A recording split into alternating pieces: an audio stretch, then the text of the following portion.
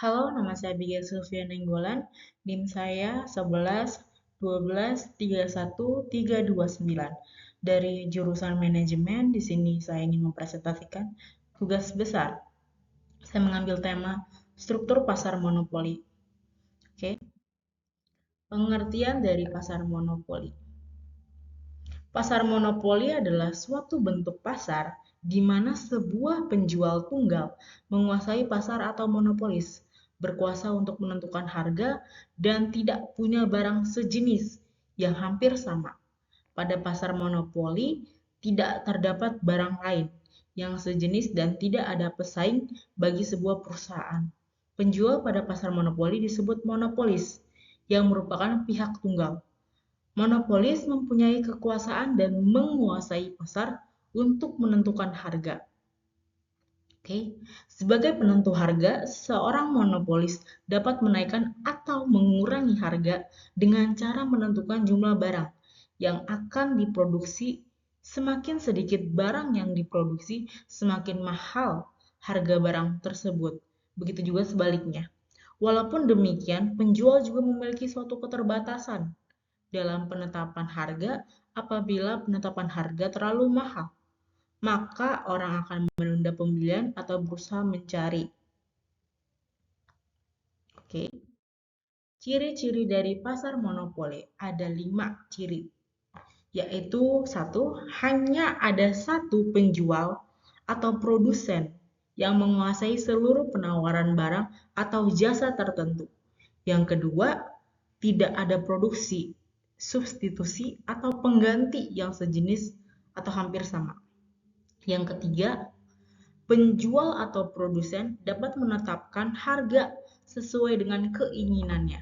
Yang keempat, pembeli tidak memiliki informasi yang lengkap tentang produk atau jasa yang ditawarkan. Dan yang kelima, adanya hambatan masuk bagi produsen lain untuk memasuki pasar monopoli.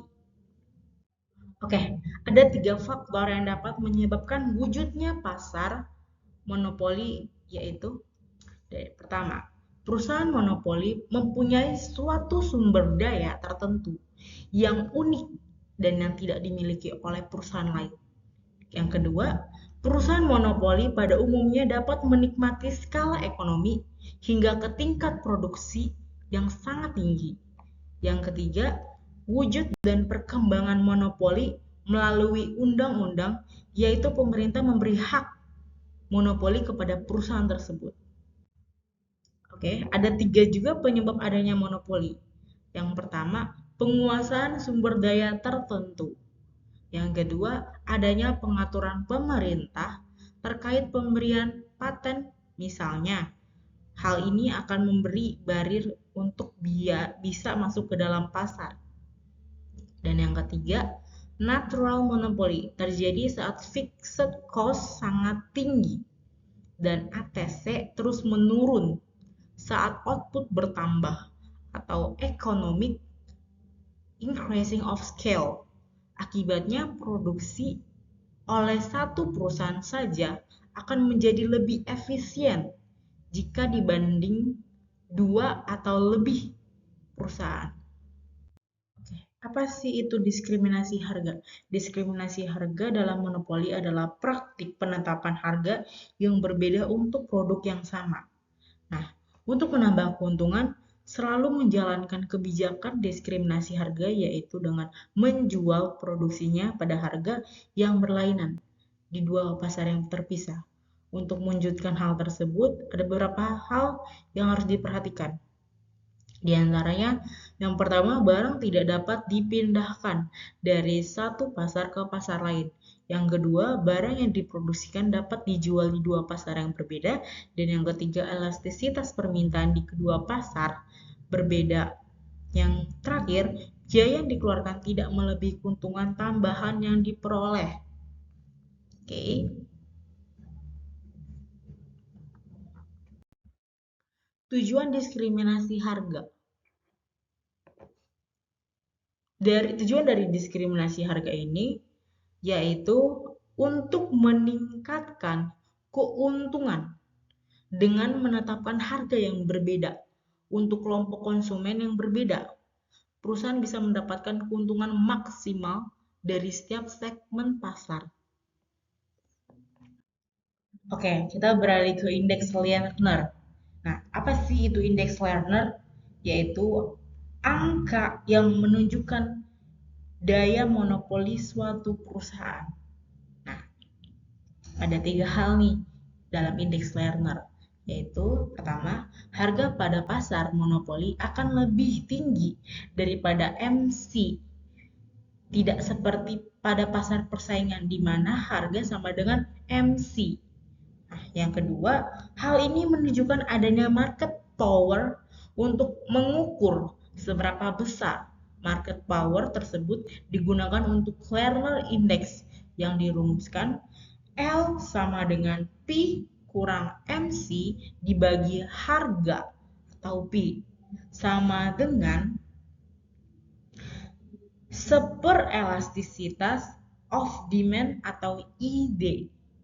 Nah, yang ketiga, semakin besar nilai L, semakin besar juga market power-nya. Dan yang terakhir, pada persaingan, nilai Lerner Index adalah 0. Baik, saya sudah membuat 3 contoh soal. Arahannya adalah, misalkan permintaan pasar perusahaan monopoli diberikan oleh P sama dengan 100 minus 2Q dan biaya marginalnya diberikan oleh MC sama dengan Q per 2, maka kita akan hitung nih dari yang A duluan. Hitunglah harga monopoli yang memaksimalkan keuntungan dan kuantitas. Nah, ini jawabannya sudah saya cantumkan di pojok kanan, yaitu AR sama dengan 100 minus 2Q, maka diperoleh MR-nya sama dengan 100 minus 4Q. Nah, ini MC-nya ini MC-nya Q per 2 itu kita ngambil dari arahannya nih. MC sama dengan Q per 2. Maka pada monopoli, harga ditentukan saat MR sama dengan MC. Jadi diperoleh juga 100 minus 4Q sama dengan Q per 2.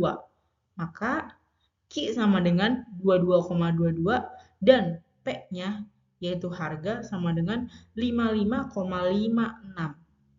Oke, next kita menghitung yang B. Hitunglah harga dan kuantitas yang timbul pada persaingan sempurna dengan kurva penawaran P sama dengan Q per 2. Maka